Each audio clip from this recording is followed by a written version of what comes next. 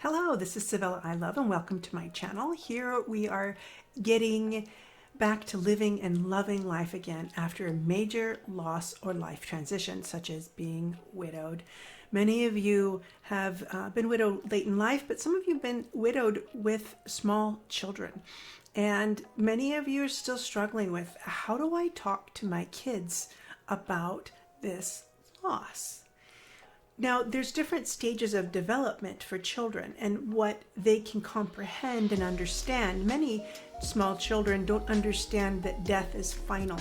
They may say, oh, they died, they went to heaven. They don't really have a concept because their brain hasn't developed to that point to understand these abstract meanings of heaven or not being here anymore.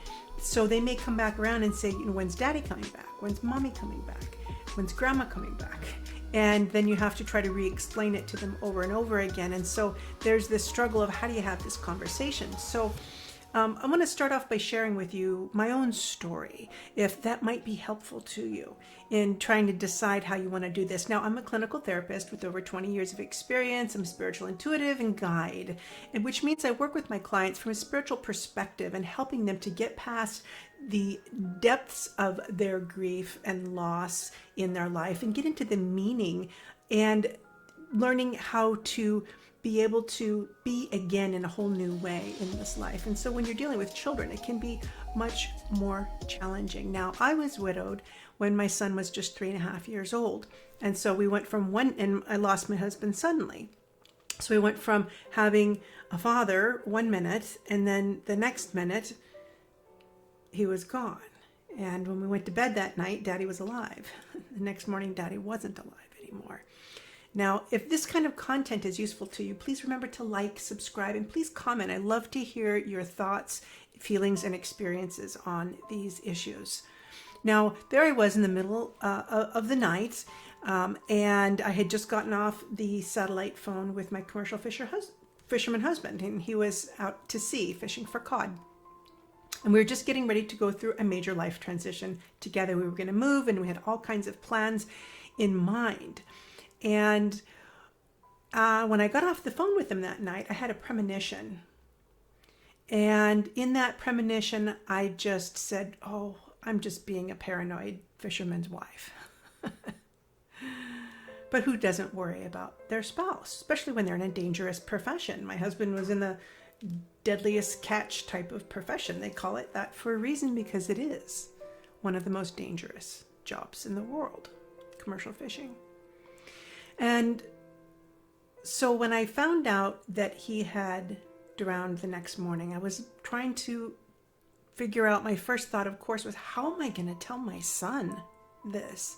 What do I do? I didn't have the skills to be able to deal with my child. And because it was mine, it doesn't matter if I was a therapist or not. And I'd already had a lot of loss by that time, but explaining it again to a child was completely different. Now, we had lost grandma about 1.5 years prior to that, but he was 1.5 years old. And so we still talked about grandma and things like that, but it still wasn't the same. So that morning, I was living in rural Alaska, and we were in a clinic. And the clinic is the only medical place in town. And so if you've ever watched the TV show, The Deadliest Catch, those little small villages that they go to is where I was living. And so when they were able to recover my husband's body, which was a miracle in and of itself. So when they brought his body into the clinic, I had to, go and say goodbye and things like that. And I didn't know, should I bring my son in to see his father in this deceased? I hadn't even told my son yet what had happened. He knew there was lots of activity going on, but no one had actually sat down and said, your daddy died. And so he was in a room by himself at the clinic. It was kind of like a little play therapy room. And somebody had left him alone in there with the toys because there was just so much going on. And I decided against taking him into the room where they had his body at that time. And I felt like I needed to explain it to him first before I were to bring him to see that. And I knew that he would be able to say goodbye to his body at the funeral we would need to have at a later date. And so what I did was left him to some competent friends who were taking care of him. And he was left alone for a while in this play therapy room, playing with the toys and having a good time. And his preschool teacher came along to help and support. And she was walking him down the hallway and she said, "Magnus, how are you doing?" And he said, "Oh, I'm doing fine." He says, "I was playing with my Grandma Jan." He says, "Do you know my Grandma Jan?" And the teacher said, "No, I never got to meet her before she died." And he said, and he understood the concept of die being gone because he knew Grandma Jan was gone. But he also didn't understand this because he said, "What do you mean? Grandma Jan was back there in that room with me playing." Now, my mom had died a year and a half before that. And so children have this wonderful ability because they're still so close to the spirit world and less into the depths and the attachments that we have here as we grow and we begin to forget where we're from. And children are much closer than that. And he was visited by my mom, and she was in there taking care of him during this terrible, chaotic time. So what I want you to hear about that is that children have this lovely ability to connect and to recognize that death, although in some ways is final, in the way that matters eternally, it is not final. And so that can give you a great benefit in being able to communicate with your children about this. Now, although I didn't bring him into the room with my late husband's body at the time, it was just too traumatic for me. I had no capacity to be able to take care of him at the time for that. So what I did was probably about the third day after he had passed, and I was just agonizing over how to tell my son about this. I had gotten a book, and in this book was a story about a child who was at the hospital, and the parent had died in the hospital. And so it's this story about this little boy and his dad. And so I stopped and read this story to my son at night, and I got about 3/4 of the way through the book. And this was agonizing, I have to tell you. To read this book was horrible. But I was doing the best I could. And then my little boy looks at me, who had a fantastic vocabulary. Yeah, he's a talker like me. And he looks at me, he says, "Mommy, did my daddy die?" Oh my God. I lost it. Yes, your daddy died. And so then I shared with him what happened to the best of our knowledge. And with children, it's best to break it down as simply as possible to them. And it depends on the capacity of your individual child. And as the parent, you know them best. Now, in that moment, I understood that my child was far more aware and understanding, because my kid never came back and said, "When's daddy coming back?" Like most kids will do. "When's daddy coming back?" He never did that. He seemed to understand the finality of it. And it maybe was because we'd lost Grandma Jan a year and a half before that, and I had talked about it with him so often.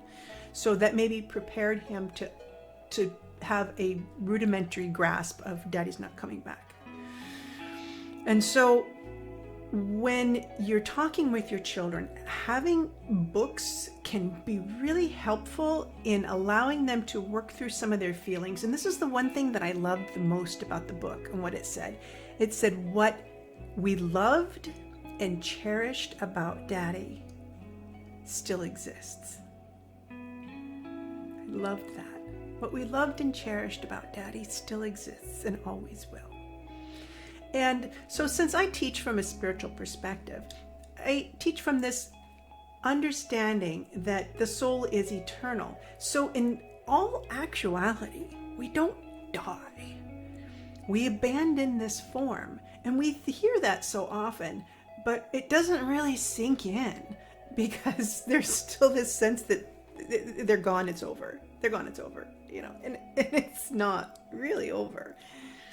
It's postponed. They've been taken out of this storyline for a while, but ultimately we all rejoin. And it's not a comfort when you're having to wake up every morning on your own, when you're having to take care of your children on your own. I remember one of the biggest things for me was because my husband worked outside the home and he was gone so often at sea. I felt like I took care of just about everything. And when he was gone, I realized how much he actually did help me. This is what death can do. It gives you an incredible hindsight of 2020, doesn't it? So when you're talking with your children, teach them that their heart is infinite and that they can still have a relationship with the love connection that they have and had with their parent that is gone. It's not an unhealthy attachment from my perspective to have this loving relationship because the soul still exists. And if you're teaching your children that from this perspective, then telling them it's okay. If you're thinking of daddy, if you're thinking of mommy, talk to them. Tell them what you think. We can go out and we can draw pictures for mommy and we can put it on her grave, or we can get a balloon and write a message and send it up into the sky. It's okay to have your own symbols that represent that maybe mommy or daddy are talking to you, because honestly, whether it's really true or not, is it harmful if it comforts your child? So my son and I had this lovely thing that every time he found a rock or some kind of natural thing, but particularly rocks that were shaped like a heart, he said, "That's from daddy. Daddy gave me this heart." And it was wonderful. And it would just cheer his little heart up so much to find a rock with a heart on it, because daddy's thinking of me. And he would just collect all these rocks, and it was a great way for him to work through and make sense of his own grief and still allow himself to keep that connection to someone who still exists and still loves him and didn't want to leave him, right? So if you can do that for your own child, to find some kind of a ritual or meaningful symbol that can give them comfort, will help them to move through that. Now, my son doesn't do that so much anymore. He doesn't have a lot of memory of his father. So the memory that he has is the love connection that I have helped to foster over a long period of time, because I still talk about him. Now, don't be afraid to speak of your spouse, even if you cry, because it's okay to cry in front of our kids. And this tells them that it's okay for them to cry as well. It's okay to cry together. It's okay to allow them some time with their own sadness, to work through it in their own way, and to just be there for them, to hug them and to hold them. But if they want to be alone, it's okay to leave them alone as well. You can give them a stuffed animal or their special blanket, and then just talk to them about it if they're wanting and willing to do that. And remember, have your memories and to say, "Oh, do you remember when we did this or when we did that? Or I remember a time when this happened." And that way you can create those memories for them that they may not be able to have on their own. So you're reinforcing some memory of that loved one. Now, a lot of people here also, if you have young children, you may be looking to move forward with your life and potentially have a new partner. Now, this was something that was in my mind. My husband had said, if I ever die, I want you to have a father for Magnus. And so I prepared my son for that. And I said, our hearts are infinite and we have room for a lot of love in our heart. And, maybe someday you'll have two daddies. You'll have a spirit daddy and an earth daddy. And so he was okay with that thought. I'll have a spirit daddy and an earth daddy. And he was content with the spirit daddy, and he was content when he also had an earth daddy. And then he would pray at night and say, "Daddy, I love you so much. And, and I have an earth daddy too. And I'm so lucky to have two daddies that love me." Right? And so if you put these things into positive context for your child, that one doesn't take away from the other, but that they can enhance each other and that you have room in your heart for all of it can also be really helpful for the child if you're moving forward in a relationship with someone else. So, you're a little further down the line, and just to be having that conversation with your child as things move forward in your life. Now, if you want to talk about dating and things, I'll do a different video about that. But let me know in the context below if you have any things that you would like me to talk about in regards to children, because I certainly can bring that up. So let's just do a quick recap, okay? So getting books, things that really help to have those conversations with your child. Story, we learn really well in the context of story in all of our lives, but particularly for children. And so I just invite you to investigate the different options that are out there. And then to teach them about the relationship that will continue to exist for the rest of their lives, and that they continue to be loved, and that when we think of them, they think of us, because thought in spirit is how we communicate. Have you ever had a dream of someone that's passed away and you just know what you're feeling or what they feel, and it's, you don't even have to exchange words. It's this telepathy of sorts. It's the language of the spirit. It doesn't have a voice box. It has an emotional connection. And that remains. This is one thing I want you to hear. In the book, A Course in Miracles, it says, that which is real cannot be destroyed. So this computer could be destroyed. Everything in my house, the mountain down the road, all of it could be destroyed. Everything just transforms into something else once it breaks down. But the love, that creative force that is our eternal soul, or the essence of what we are, that can't be destroyed ever. Energy cannot be destroyed. And we are energy. We are love itself. That is our essence. We're always coming back to that. The more we grow and improve and develop ourselves, the closer we come back to that core reality of what we are, which is love. We're pulling away the layers of the illusion, of the anger, the sadness, the grief, the loss. Because ultimately there's the reunion, and we recognize in the end there never really was a separation. Not a real one. Because everything that led us to imagine we were separated once we die from this life has been destroyed. The body, the story we lived, the house we were in, whatever, it's all gone. And we're back into the spirit form. So when we have that ultimate connection, there is no separation, and the love continues. And so reinforce that to your child. Allow it to bring them joy. Allow them to find those little things that remind them of mommy or daddy, and the heart rock on the beach, or putting a note on a balloon and sending it off, or giving them a little book to write in, or drawing a picture, or whatever it is. And don't discourage that, because that's their way of working through things. And then do something special with the picture. Put it on their grave. You can burn it so the smoke goes up, and you can say, and mommy will get the, if they're old enough to understand what burning means, they don't want them to cry, burn my picture. But if they understand that concept, you can do this.